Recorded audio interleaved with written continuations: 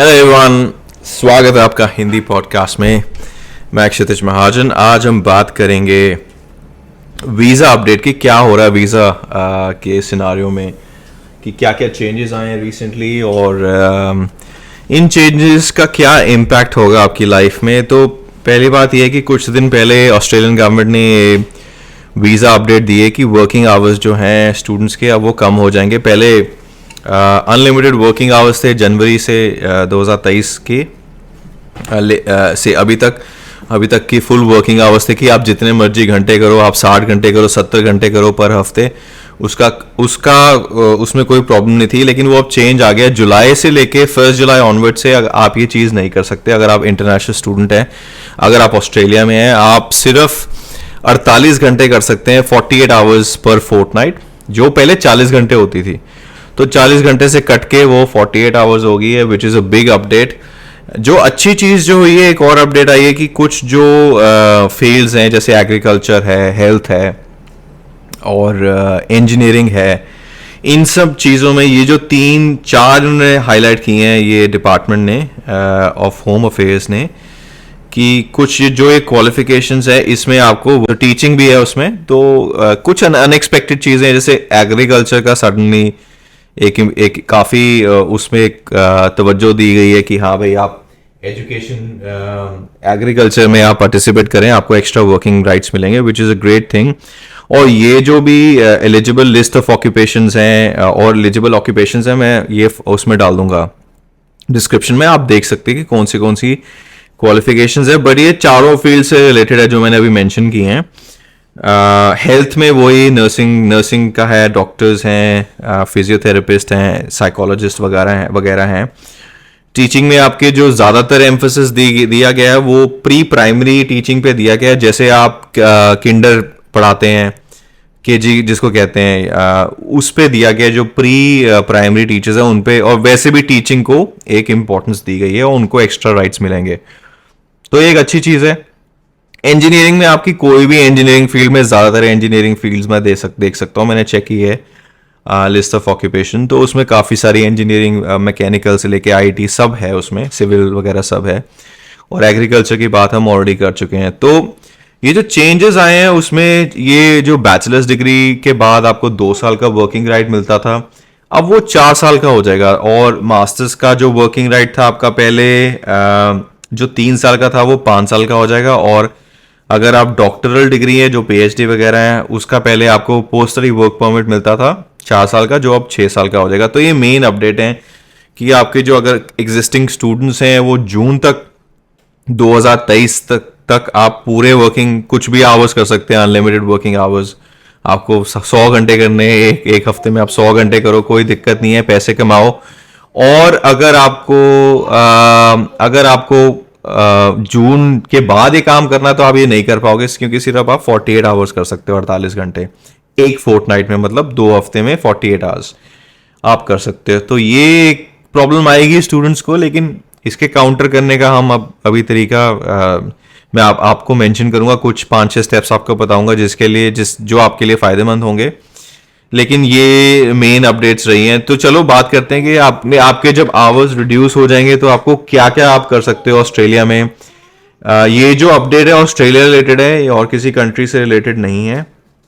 तो अगर आप इंटरनेशनल स्टूडेंट और आपके आवर्स ऑफ वर्क घट गए हैं, आपको टेंशन हो रही है, तो पहले मैं ये सजेस्ट करूंगा कि आपके पास अभी भी टाइम है। आपके पास 4 और महीने पड़े हैं। 4 महीने में आप जितने आप पैसे कमाना चाहते हैं आप कमा सकते हैं, लेकिन अपनी पढ़ाई को सैक्रिफाइस मत करें। आप ये मत सोचे कि हाँ भैया मैं जितने मर्जी पैसे छाप लूं और वो जो 4 महीने उसमें आप फेल हो जाओ अपने 3 या 4 सब्जेक्ट में, उसका कोई फायदा ही नहीं होगा, क्योंकि आपकी फीस उतनी हो जाएगी जितने आप पैसे कमाओगे। तो ये ऐसा मत करो। आप एक बैलेंस लेके चलो, एक क्लियर शेड्यूल बनाओ अभी से। और इवन जब आपके घंटे आवर्स ऑफ वर्क घट जाएं तो मेक श्योर करें कि आपका एक रिड्यूस वर्किंग शेड्यूल में आप अपनी नेटवर्किंग करें, वॉलंटियर वगैरह कर सकते हैं आप। ये जो एक्स्ट्रा टाइम है इसका आप क्लियर एक शेड्यूल बनाएं। इवन जब आप किसी ऑर्गेनाइजेशन के साथ काम भी करेंगे तो शेड्यूलिंग उसमें आजकल बहुत इंपॉर्टेंट है। एक sense of time table organise होना बड़ा ज़रूरी है। अपनी रिस्पॉन्सिबिलिटीज़ जब जून तक आपका एक ख़त्म हो जाएगा, उसके बाद अपनी रिस्पॉन्सिबिलिटीज़ को प्रायोरिटाइज करो।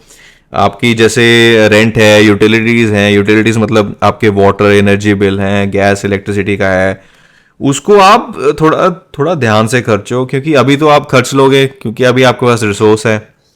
अभी से प्लानिंग करोगे तो वो आप अपने रिसोर्सेज अच्छे से यूज़ करोगे, घर खाना बनाओ, वो सब चीज़ें आप करना शुरू करोगे तो आपके आपके खर्चे वैसे ही ऑस्ट्रेलिया में कम होंगे, क्योंकि खाना बहुत महंगा है यहाँ पे, बाहर से मंगाना तो बहुत ही महंगा है।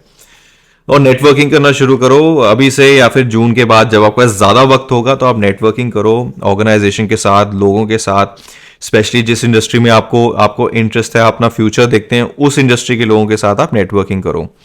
अपनी पढ़ाई पे ध्यान दो, ये तो हमेशा से रहा है कि आपको अपनी पढ़ाई पे ज़रूर ध्यान देना है, ये तो हमेशा इंपॉर्टेंट रहा है। अगर आप यहाँ पढ़ने आए हैं तो पढ़ना बहुत ही ज़रूरी है, और बाकी सब सेकेंडरी चीज़ें। आई नो सारे लोग कहेंगे कि ये बात आप क्या कह रहे हैं, आई कैन अंडरस्टैंड, लेकिन ये ज़रूरी चीज़ है। आप बिना पढ़ाई के यू कांट गो फार।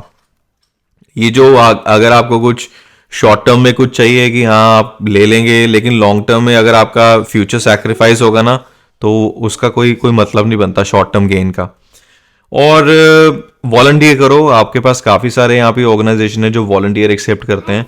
आप वॉलंटियर करो, काम करो, और उसमें आप ध्यान दो कि जो भी आपके काम रिलेटेड है, जिस फील्ड में आप पढ़ रहे हैं उसके फील्ड में आप वॉलंटियर करेंगे तो आपको फ़ायदा होगा, क्योंकि आप अपना एक्सपीरियंस गेन करेंगे, कनेक्शन बनाएंगे कम्युनिटी में, और फ्यूचर में मे भी आपको उस फील्ड में जॉब भी मिल जाएगी। अपनी सेहत का ख्याल रखें, जिम वगैरह जाएं, फिजिकल वर्कआउट रखें, health is wealth as they always say. अपनी मेंटल हेल्थ और अपनी फिजिकल हेल्थ को आप नज़रअंदाज नहीं कर सकते, तो इसको आप ख्याल में रखिए। और अभी आप अपने आप को थोड़ा पुश कर सकते हैं, आपको इस 4 महीने हैं, खूब काम कीजिए, उसके बाद थोड़ा रिलैक्स होना ज़रूरी है। हॉबी परस्यू करो, मैं हमेशा कहता हूँ कि हॉबी अपनी करनी परस्यू ज़रूरी है, स्टूडेंट लाइफ में लोग नहीं करते। देख देख वो एक जो दूसरा बंदा कर रहा है उसी को कॉपी करने की कोशिश करते हैं, कोई टैक्सी ड्राइविंग, कोई ऊबर करता है या ये सब करता है, लोग उसी में पड़ जाते हैं और पूरी ज़िंदगी उसी में निकल जाती है फिर उसकी उनकी। तो मैं ये सजेस्ट करूंगा अपनी हॉबी से दूर ना रहें, जो आपको पसंद है वो आप करें। राइटिंग पसंद है, पोइट्री पसंद है, क्रिकेट खेलना पसंद है, उसको ज़रूर ध्यान दें। स्पेशली जब जून के बाद आपका वक्त होगा तो हफ्ते में एक दिन 2-3 घंटे भी अगर आप करेंगे तो आपको अपना अच्छा लगेगा, और मे बी फ्यूचर में आपका उसमें करियर भी बन सकता है। तो ये एक अच्छी चीज़ है कि ये सब चीज़ें आपको छोड़नी नहीं चाहिए। अपने जब वर्किंग आवर्स जब घट जाएंगे तो इन पे आप ध्यान ज़रूर दो। तो बेसिकली यही मेन चेंजेस थे। अनफॉर्चुनेटली 40 घंटे 48 आवर्स हो गए हैं। 40 घंटे पहले होता था, हमारे टाइम पे 40 घंटे होते थे, या अभी रिसेंट टाइम तक कोविड के पहले 40 घंटे का जो सीलिंग था वो लागू होता था, लेकिन अब 48 आवर्स हो गए। तो ये एक अच्छी न्यूज़ ही है। जून के बाद भी चलो आपके पास 8 घंटे ज़्यादा है, नॉर्मल से ज़्यादा है, तो उसमें आप नेचुरली आप ज़्यादा अर्न कर सकते हैं। तो बी स्मार्ट अबाउट इट। ऐसे मत करो कि आप बस काम पे लगे रहें। आपकी एजुकेशन के टाइम पे आपको एजुकेशन में को प्रायोरिटी देनी है, काम को भी आप रखें प्रायोरिटी, लेकिन एजुकेशन को नंबर 1 पे रखें। और जब आपकी एजुकेशन 2 साल की बात है या 3 साल की बात है, आप जब खत्म कर लेंगे तो आपको जिंदगी भर काम ही करना है। तो I know it's hard to swallow sometimes, कब समटाइम्स आपकी फाइनेंशियल प्रायोरिटी होती है, लेकिन ये सब सबसे नंबर 1 है। ये चीज़ मैंने भी की और मैंने काफ़ी लोगों को देखा है ये लोग नहीं करते और वो फिर फंसते हैं बाद में। तो ये आज के लिए पॉडकास्ट बस इतनी। अगर आपको पसंद आई तो मेक श्योर करो कि आप सब्सक्राइब करो, and thank you very much, have a good one, bye bye.